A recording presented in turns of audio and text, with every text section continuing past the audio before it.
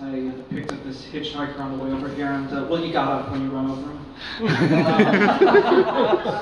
the right thing to do. It's the right thing to do.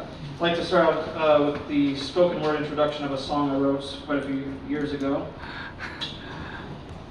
Greetings to the struggling souls trapped in their own labyrinth heads. Your minds are in synchronicity with ours, tempest winds on full blast. We all hear garbled voices, become human earthquakes, flooded with emotional excess. Release and cleanse those cranial toxins, and welcome to the blackout.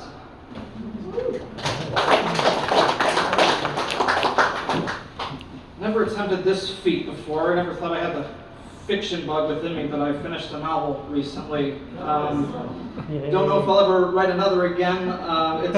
It's a wonderful exercise. It was nice to transcend the creative experience and comfort zone. I'm a person who primarily verse, whether it's written, spoken, or sung, but I don't wish writing that particular novel on anyone. Let's just put it that way.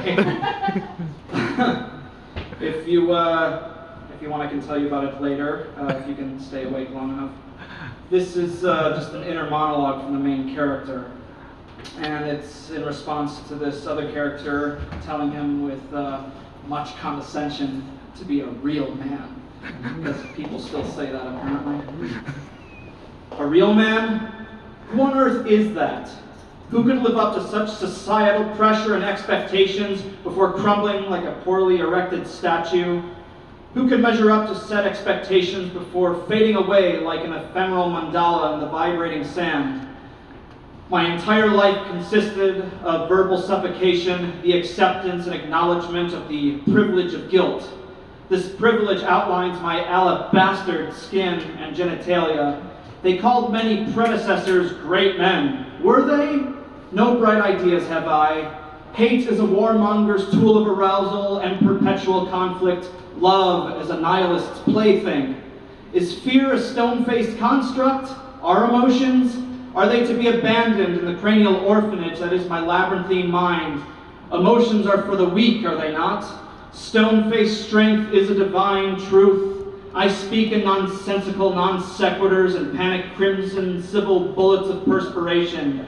This physicality of mine is me, yet it is not. I engage in consistent mental threesomes with stoicism and catatonic numbness, leaving apathy to be scavenged by other rabid, predatory sapiens who are proud to belong to my noteworthy gender. I am met with shaking skeletal fingers of Western judgment, yet my primal rage of Celine's lunar flowers is my focus. My human hyena guffaw is spread like righteous wildfire. I deflect the barrage of poison-tipped arrow against syllables of oblivion. I raise two gliding mediate-digit birds to the skyline society of severance. I would be bereft of life itself if not for the running wolf-woman's galactic direction, yet my breed still attempts to reign supreme over a population of mannikins.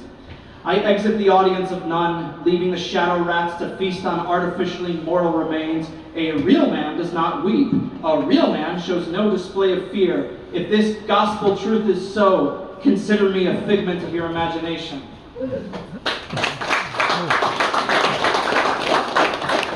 Last but not least, a poem that was inspired by Apollinaire, and the beginning is an epigraph. The graveyard is a beautiful garden, which is also what the piece is called, full of hoary willows and rosemary. Often they are friends who are buried here. By Baphomet's tongue proclamations, released is a goddess's name in the wilderness of the bestiary. Hands disembodied by the weight of the stone one passing by the storm of words mouthed by the division between joy and subliminal madness. Querida, I release the chiroptera into the denseness of the steel night, making weekly pilgrimages up Sisyphean hills. To you, love is what I make, and for you, love is what I take. Hurricane of pages, hemorrhages, ebony at the chime of a dawn clock's vocal chords, servitude under emerald metal thumb. She has tasted hunger at its most visceral. She has drained thirst of its life essence. In the belly of the little horn, the seven-headed Hydra revelation, forced to consume Promethean repetition. And to you, love is what I make, and for you, hate is what I forsake. The graveyard is a beautiful garden, where the restless lovers play, where the wandering flesh decays.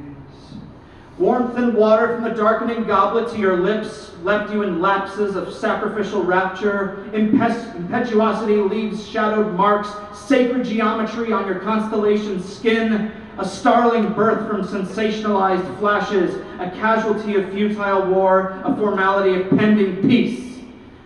To you, love is what I make. For you, love is what I cannot shake.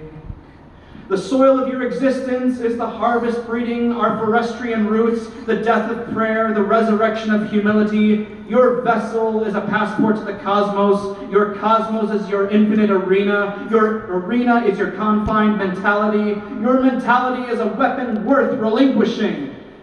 And to you, love was what I made.